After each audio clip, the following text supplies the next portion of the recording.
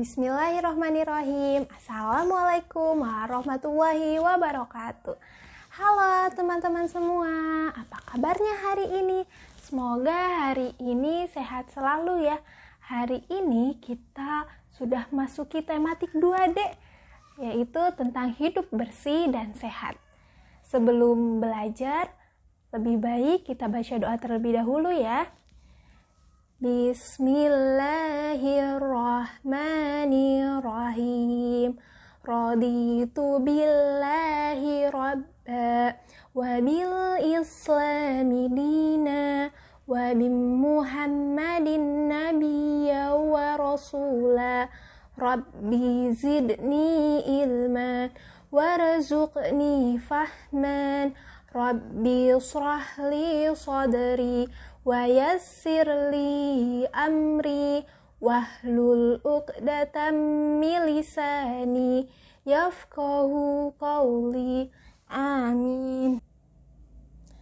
Alhamdulillah, tadi kita sudah sama-sama membaca doa sebelum belajar.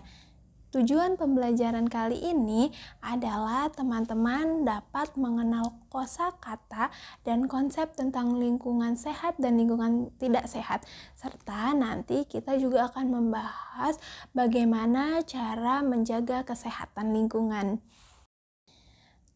Teman-teman, ada yang tahu tidak ya, di mana sih kita ini harus hidup bersih dan sehat?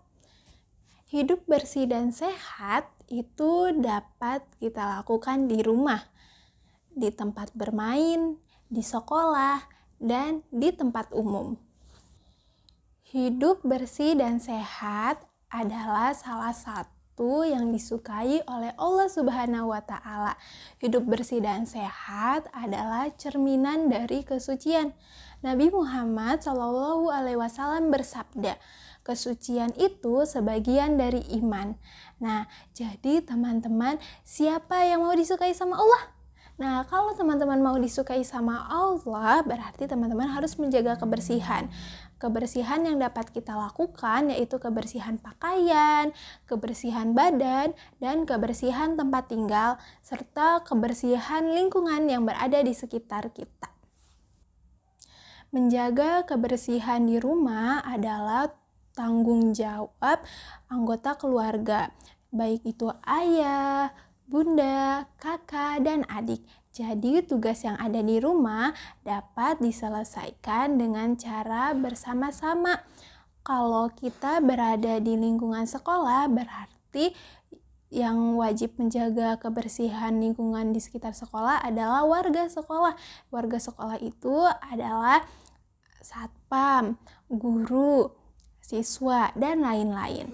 Nah, kita juga bisa menerapkan piket kelas. Nah, jadi dengan adanya piket kelas dapat mempermudah kita untuk menjaga lingkungan di sekolah. Kalau di tempat bermain, nah teman-teman misalnya bermain di taman. Nah, tugas yang menjaga kebersihannya itu adalah teman-teman.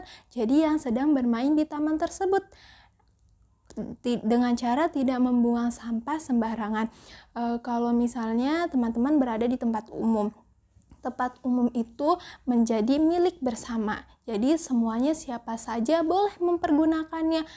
Misalnya di bandara, di stasiun, di pasar, dan lain-lain yang tempat umum lainnya. Nah, tugas yang menjaga kebersihan lingkungan adalah orang yang berada di lingkungan tersebut. Nah, jadi dengan kita menjaga kebersihan, menjaga lingkungan, kita akan terhindar dari penyakit. Nah, sekarang coba teman-teman perhatikan ya gambar berikut. Nah, di gambar berikut ini menurut teman-teman apakah lingkungan yang sehat atau lingkungan yang tidak sehat? Ya, betul. Gambar ini adalah contoh lingkungan yang tidak sehat atau ini adalah lingkungan yang kotor ya teman-teman. Lingkungan yang kotor itu adalah lingkungan yang tidak bersih. Nah, kalau lingkungan tidak bersih, coba perhatikan di gambar tersebut banyak sampah ya berserakan. Sampah, ada yang tahu sampah itu apa? Sampah itu adalah hasil buangan yang sudah tidak terpakai lagi atau yang sudah tidak digunakan lagi, jadi dibuang. Nah, tapi sampah tersebut berserakan sekali ya teman-teman, menjadi lingkungan tersebut menjadi kotor. Nah, selanjutnya kalau lingkungan yang kotor itu banyak sekali kuman, teman-teman. Coba perhatikan, kalau misalkan banyak kuman, kira-kira lingkungannya gimana ya? Kalau banyak kuman, nanti itu banyak binatang yang menyebabkan datangnya penyakit. Kita kan nggak mau ya teman-teman ya, kalau misalkan lingkungannya kotor, terus banyak penyakit. Nah, terus juga kalau misalkan lingkungan yang kotor itu nantinya ada debu yang berserakan di mana-mana. Debu itu serbuk halus. Serbuk halus bisa berupa dari pasir ya teman-teman. Jadi kalau misalkan ke bawah angin nih debunya, nah nanti itu kalau misalkan kita berada di lingkungan yang kotor itu akan masuk ke mata kita. Selanjutnya dari lingkungan yang kotor itu banyak sekali limbah, teman-teman. Limbah itu adalah tempat tinggal binatang liar, teman-teman. Jadi kalau misalkan lingkungan kotor itu sudah banyak kuman, sudah banyak penyakit dan tidak sehat. Nah, jadi kita harus menjaga lingkungan. Nah, sekarang coba teman-teman perhatikan ya gambar berikut ini. Nah, gambar berikut ini adalah contoh gambar dari lingkungan yang bersih. Lingkungan yang bersih itu adalah lingkungan yang tidak ada sampahnya. Jadi coba teman-teman lihat, ada sampahnya tidak? Tidak ada ya. Nah, itu adalah contoh dari lingkungan yang bersih. Jadi tidak kotor, tidak ada debu, terus juga bebas dari kotoran, wangi, udaranya dan sejuk. Nah, kalau lingkungan yang bersih itu dibersihkan dengan alat-alat kebersihan. Ada yang tahu teman-teman alat-alat kebersihan itu apa saja? Ya, alat kebersihan itu ada sapu, ada pelan, ada kemoceng, ada kain lap, ada sapu lidi, ada serokan, dan lain sebagainya. Selanjutnya adalah cara menjaga kebersihan. Ada yang tahu bagaimana cara menjaga kebersihan?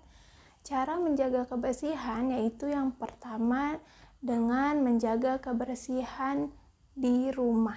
Jadi hal yang paling sederhana yang dapat kita lakukan yaitu menjaga kebersihan di rumah, teman-teman. Dengan menjaga kebersihan di rumah, maka kita akan terbiasa untuk selalu menjaga kebersihan. Jadi ketika kita berada di tempat lain, pasti kita akan selalu menjaga kebersihan.